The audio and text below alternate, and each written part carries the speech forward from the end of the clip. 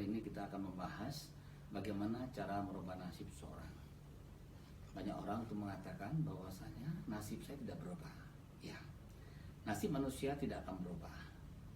Bagaimana cara merubahnya adalah kita sendiri yang merubahnya.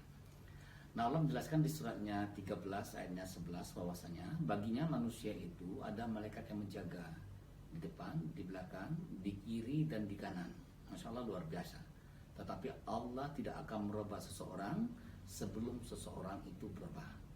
Hadirin sekalian, jika nasib kita banyak masalah, jika ketenangan kita belum mendapat ketenangan yang sempurna, segera rubah nasib kita. Bagaimana yang kita rubah? Ada dua yang kita rubah. Pertama, kita rubah hubungannya kepada Allah. Kita cek dulu. Yang kedua, hubungan pada manusia.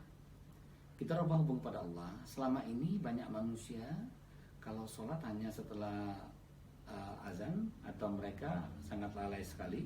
Sekarang kita menunggu bahwasanya Allah manggil kita. Jadi sebelum sholat kita sudah menunggu di warung sholat. Kita rubah semua kegiatan sholat kita. Selama ini sholatnya hanya sholat wajib saja. Sekarang kita tambah sholat kita, sholat sunnah, ba'diyah, qobliyah, sholat duha dan tahajud jangan dilupakan. Karena itulah kunci yang sangat penting sekali. Itu hubungan kita pada Allah. Yang kedua adalah hubungan kita pada manusia. Apa yang mesti kita perbaiki? Pertama adalah kebaikan kita. Yang kedua adalah infak kita. Yang ketiga kata-kata kita. Pertama, kebaikan kita, bahwasanya kita ini hidup di dunia 3 ditunggu. Pertama, menunggu waktu sholat. Yang kedua, menunggu waktu berbuat baik. Yang ketiga, menunggu waktu mati. Sekarang kita rubah kebaikan kita. Selama ini kita menolong seseorang pada saat orang itu minta tolong. Sekarang kita menolong seseorang, kita mencari tawaran agar orang minta tolong kepada kita. Seperti apa yang perlu dibantu. Kita lihat, begitu kita melihat seseorang yang miskin, ini adalah proyek. Ini adalah proyek. Mengapa dikatakan proyek? Begitu ada orang yang minta tolong sama kita akan mendapatkan kebaikan. Karena Allah jelaskan bahwasanya jika kamu berbuat baik itu, kamu akan mendapatkan 10 kali lipat dari itu.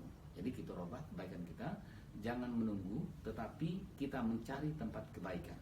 Kita pikirkan dari awal tidur sampai kita sampai tidur kembali, apa kebaikan-kebaikan yang kita lakukan.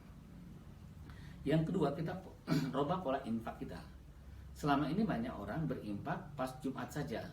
Ada lagi orang berimpak pas hari apa, pas hari anak yatim, pas hari lebaran. Sekarang kita berimpak itu kita mencari titik infak. Contoh, pagi hari ini kita berimpaknya dengan siapa? Apa yang mesti kita infakkan? Apa yang mesti kita infakkan?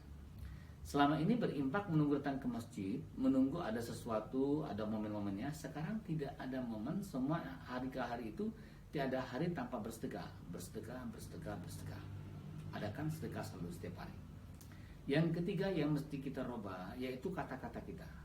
Yang selama ini kata-kata kita sering kata-kata negatif menjadikan kata-kata yang positif. Contoh, pada saat macet, kita jangan bilang macet, ini jalannya penuh. Pada saat tidak punya uang, jangan dikatakan tidak punya uang, belum punya uang. Nah, pada saat keluarga, anak kita meminta uang, suatu hari anak kita meminta beliin mobil, mobilnya harganya 400 juta. Pada saat itu kita belum punya uang, kita jangan katakan tidak punya uang. Segera ucapkan Alhamdulillah. Insya Allah Allah permudah. Mengapa kita ucapkan pada saat anak kita meminta uang 400 juta beli mobil? Karena itu adalah doa. Yang menggerakkan hatinya untuk beli mobil itu adalah Allah. Karena Allah yang memutar balik hati manusia. Dan kita yakin juga bahwasanya anak itu ada titipan Allah. Begitu dia menggerakkan hatinya itu gerak dari Allah, insya Allah akan Allah penuhi. Maka Allah katakan, mintalah padaku dengan sholat dan sabar. Mintalah padaku dengan sholat dan sabar. Nah, kata-kata ini sangat penting sekali. Karena Allah jelaskan di surat 35 ayatnya 10, semua kata-kata itu naik ke atas. Nah, manusia itu nasibnya tidak berubah karena kata-kata yang tidak baik. Misal, tadi anaknya meminta uang 400 juta, dia sumpah serapah terhadap anak.